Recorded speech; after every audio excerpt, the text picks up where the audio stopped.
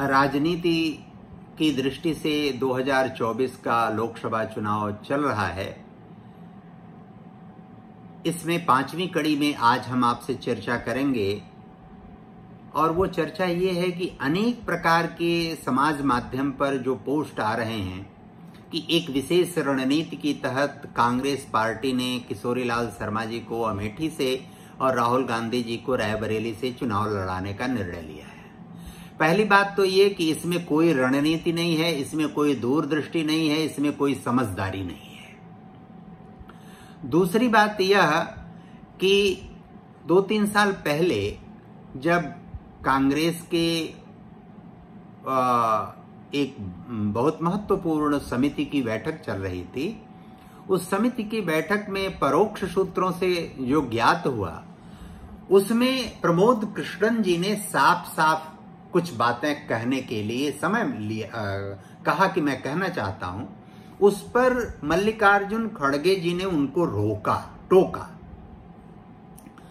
तो गुलाम नबी आजाद जी ने कहा कि नहीं, ये जो कहना चाहते हैं आज समय और पार्टी के लिए जरूरी है इनकी बात सुनना, इसलिए इनको कहने दीजिए। प्रमोद कृष्णन जी ने कहा कि आज यह समय आ गया है कि पार्टी के लिए और पार्टी के भविष्य के लिए प्रियंका गांधी जी को कांग्रेस का पूरा नेतृत्व सौंप दिया जाए। यह बात जैसे ही प्रमोद कृष्णन जी ने कहा, आचार्य प्रमोद कृष्णन जी ने, वैसे ही राहुल गांधी जी उस बैठक से उठकर चले गए। यह बात क्या संकेत देती है?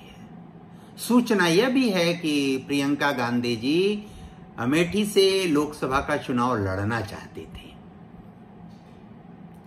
लेकिन राहुल गांधी जी के दबाव में वो चुनाव नहीं लड़ने का उन्होंने निर्णय लिया।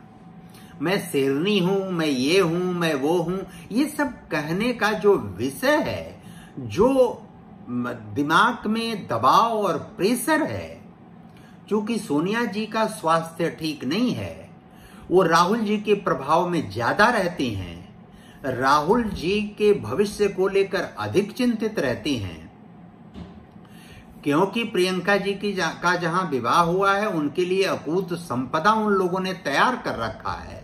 उनको नहीं दिखता कि उनके पास कोई विशेष प्रकार का संकट है। इसलिए जो भी निर्णय कांग्रेस ने लिया, स्वाभाविक रूप से वो अदूरदर्शी और राजनीतिक निर्णय है और उस निर्णय का नुकसान कांग्रेस पार्टी को उठाना पड़ रहा है। किसी व्यक्ति के अहंकार को तुष्ट करने के लिए संगठन को बलि दे देना, यह कांग्रेस पार्टी ने तय किया है और यह चाहे कोई कुछ भी कहे। अनेक बार लोग कहते हैं जवाहरलाल जी बड़े व्यक्तित्व थे, उनके बारे में कुछ नहीं कहना चाहिए। व्यक्तित्व बड़े थे, उन्होंने उत्तराधिकारी अपनी बेटी को बनाया, उनकी विशेषताओं से भी सब लोग परिचित हैं। स्वाभाविक रूप से उनके बेटी के उत्तराधिकारी उनके बेटे बन गए और स्वाभाविक रूप से ही उनके बेटे के उत्तराधिकारी उनकी पत्नी बन गई, बेटे के पत्नी यानी उनकी बहू। और अब प्रायोजित तरीके से पुनः बेटे की बहू यानी सोनिया जी के उत्तराधिकारी राहुल जी बन गए। उत्तराधिकार की प्रक्रिया मोतीलाल नेहरू जी ने जवाहरलाल नेहरू जी से शुरू किया। स्वाभाविक, अस्वाभाविक, प्रायोजित, अप्रायोजित दोनों परिस्थितियों में परिवार के लोग उत्तराधिकारी बनते गए और उस उत्तराधिकार पाने की स्थिति ऐसी रही कि जो भी परिणाम या रिजल्ट कांग्रेस, भारतीय राष्ट्रीय कांग्रेस, कांग्रेस आई या कांग्रेस के भी जितने भी स्वरूप बने, उन सब परिस्थितियों में कांग्रेस इस अवस्था में पहुंची है। इसलिए गुण दोष के आधार पर मूल्यांकन करके यदि उत्तराधिकार आप नहीं देंगे तो इस तरह के निर्णय होंगे, अदूरदर्शी निर्णय होंगे और आपकी चाकरी करने वाले लोग उसकी कितना हो महिमा मंडित करके उस निर्णय की प्रशंसा के स्वर गाएंगे, तो उससे आपका, आपकी पार्टी का भविष्य अच्छा नहीं रहेगा।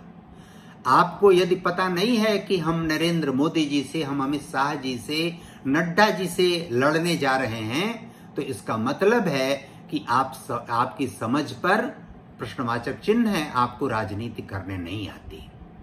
अनेक सवाल मोदी जी, नड्डा जी, अमित शाह जी पर लोग खड़ा करते हैं। सवाल खड़ा करना ठीक है, लेकिन आपको यह भी जानना चाहिए कि भारतीय राजनीति में सत्ता के लिए और देश और समाज के कल्याण के लिए जो राजनीति हो रही है, उस राजनीति में जो लड़ रहा है वह यह तय करता है कि हमको किससे लड़ना है, और जब सामने वो देखता है कि हमको अमुक से लड़ना है तो उस अमुक के जैसी ही वो रणनीति तय करता है। उससे लड़ना है तो हमको उससे लड़ने जैसी क्या अच्छी से अच्छी रणनीति हो सकती है, वो जानता है। इसके पहले चुनाव में कितना रुपया बहाया जाता था, कैसे सत्ता का दुरुपयोग होता था, कैसे मसल पावर का दुरुपयोग होता था, यह किसी से छिपा हुआ नहीं है। चूंकि वो समय दूसरा था, इसलिए उस दूसरे रूप में आपको दिखाई पड़ सकता था। प्रचार तंत्र आपको ऐसा था कि आप वैसा कर सकते थे, लेकिन आज वो परिस्थिति नहीं है। और इसलिए परिस्थिति नहीं है तो आपसे जो लड़ रहा है, प्रतिपक्षी है, यदि वह तरह तरह के फूहड़ झूठे हथकंडे अपना रहा है, सरकार के बारे में गलतफहमियां पैदा कर रहा है, वैक्सीन को लेकर गलतफहमी पैदा कर रहा है, आरक्षण को लेकर गलतफहमी पैदा कर रहा है, संविधान में बदलने को लेकर गलतफहमी और फूहड़ दुष्प्रचार कर रहा है, जबकि सरकार ऐसा कुछ नहीं करने जा रही है। संविधान को कैसे कोई बदलेगा? नो नरेंद्र मोदी इसी संविधान, इसी लोकतांत्रिक व्यवस्था में एक सामान्य गरीब परिवार से उठकर यहां तक की यात्रा तय करते हैं, सफलता प्राप्त करते हैं। वो इसी संविधान, इसी व्यवस्था, इसी लोकतंत्र की देन है। तो जो इसी की देन है वो स्वयं इसको समाप्त कैसे करना चाहेगा।